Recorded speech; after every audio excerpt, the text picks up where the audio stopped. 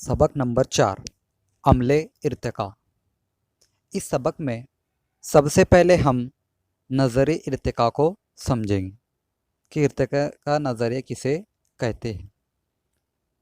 तो इर्तिका का आम मफ़हूम है मुसलसल और धीमी रफ्तार से होने वाली तब्दीली, यानी मुसलसल और धीमी रफ्तार से जो तब्दीली होती है उसे इर्तिका कहते हैं। जिंदा या ज़ियायात यानी जानदारों की ज़िंदगी में इर्तिका के नज़रिए की वजाहत हम इस तरह कर सकते हैं कि जानदार अपने माहौल में होने वाली जो तब्दीली है उससे जुड़ा रहता है और अपने वजूद को बाकी रखने की कोशिश करता है।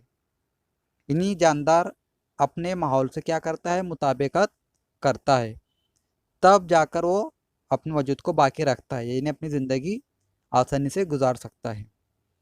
इनमें से कुछ खास किस्म के जानदार, इन्हें खास नाव तो कुछ खास किस्म के जानदारों की जिस्मानी बनावट में अंदरूनी तब्दीली वाक़ होती है।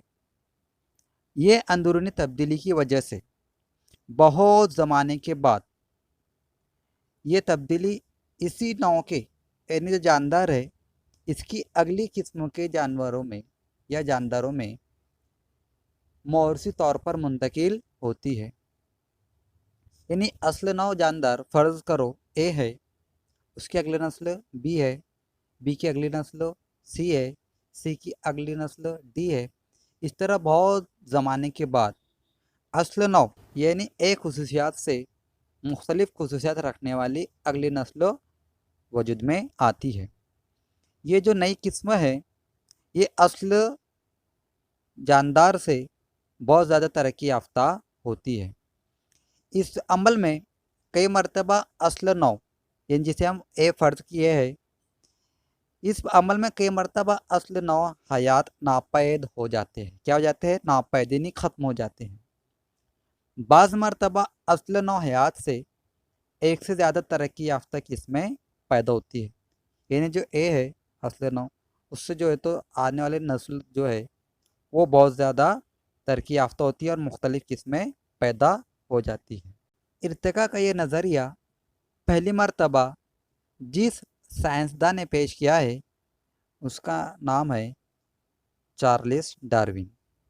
जी हयात यानी जानदारों की जो किस्में बदलते हुए माहौलियात से मुताबिकत रखने की सलाहियत अपने अंदर रखते हैं, ऐसे जानदार कायम रहते हैं। और ऐसे जी हयात इन्हीं जानदार जो माहौल से मुताबिकत नहीं कर पाते हैं वो इर्तिका के अमल में नेस्त नाबूद यानी ख़त्म हो जाते हैं। पहले ज़मीन पर डायनासोर के ग्रोह से ताल्लुक़ रखने वाले जानवरों की कई देवकामत किस्में मौजूद थी, यानी बहुत बड़े बड़े डायनासोर ज़मीन पर मौजूद थी। लेकिन ऐसा बयान किया जाता है कि ये किस्में अचानक नेस्त नाबूद हो गई, यानी ये ख़त्म हो गए। एक ख्याल ऐसा भी किया जाता है कि अचानक कुदरती आफत आई होगी या फिर माहौल में अचानक कोई तब्दीली हुई होगी जिसकी वजह से ये डायनासोर की किस्में तबाह हो गई। इन डायनासोर में कुछ डायनासोर पर वाले थे, कुछ दो पैर वाले थे, कुछ चार पैर वाले और कुछ कांटेदार, जैसे कि आप शक्ल में देख सकते हैं। तो परों वाले डायनासोर के हिजरी नकोश के बाकियात मिले हैं। ऐसा समझा जाता है कि दो पैरों पर चलने वाले या परों वाले डायनासोर की बाज़ किस्मों में कुछ तब्दीली आई होगी और तरक्की होगी, इस बिना पर परिंदों की तख्लीक हुई। हमारा अगला टॉपिक है जानवरों के इर्तिका के मराहिल। हम जानते हैं कि जानदारों की दुनिया की इब्तिदा यकखलवी जानदार यानी प्रोटोज़ोआ से हुई। इसी यकखलवी जानदार यानी प्रोटोज़ोआ से कसीर खलवी जानदार पैदा हुए।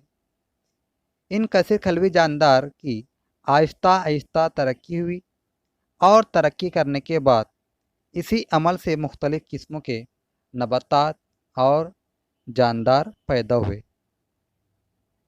इन जानवरों के इर्तिका के मंदरजा झेल दो किस्में हैं या दो मराहिल हैं। नंबर एक, गैर फिक्री जानदार। अब गैर फिक्री जानदार यानी ऐसे जानदार जिनकी पीठ में रीढ़ की हड्डी नहीं होती है, ऐसे जानदारों को गैर फिक्री जानदार कहते हैं। मसलन घोंगा, केचुआ, तारा मछली वगैरह। दूसरी मराहिल की किस्म है फिक्री जानदार, यानी ऐसे जानदार जिनकी पीठ में रीढ़ की हड्डी होती है। जिन जानदारों की पीठ में रीढ़ की हड्डी होती है उन्हें फिक्री जानदार कहते हैं। इनमें आबी हैवानात के अंदर मछली, जल थलिये में जल थलिया यानी जल यानी पानी, थली यानी खुश्की, यानी ऐसे जानदार जो पानी और खुश्की दोनों जगह पर ज़िंदगी बसर करते हैं उन्हें जल थली जानदार कहते हैं। मसलन मेंढक, मगरमच्छ वगैरह। उसके बाद है परिंदे। आप परिंदों से बखूबी वाकिफ़ है। उसके बाद है रेंगने वाले जानदार, यानी जो जानदार या जानवर जो रेंगते हैं, मसलन सांप वगैरह। उसके बाद है पिस्तानीय जानवर, यानी पिस्तानीय का मतलब होता है दूध पिलाने वाले, मसलन गाय, भैंस, बकरी वगैरह। पिस्तानीय फिक्री जानवरों के ग्रोह में सबसे ज़्यादा तरक्की याफ्ता मरहला यानी पिस्तानीय जानवर है। अब पिस्तानीय जानवर किसे कहते हैं? पिस्तानीय जानवर ये माँ का अपने शिकम में बच्चों की नशोनुमा मुकम्मल होने के बाद इस बच्चे को जन्म देना और बच्चे की पैदाइश के बाद इन्हें अपना दूध पिलाकर इसकी परवरिश करना, ये पिस्तानीय जानवरों की खुसूसियात है। मुख्तसरन हम ये कह सकते हैं कि पिस्तानीय जानवर यानी दूध पिलाने वाले जानवर।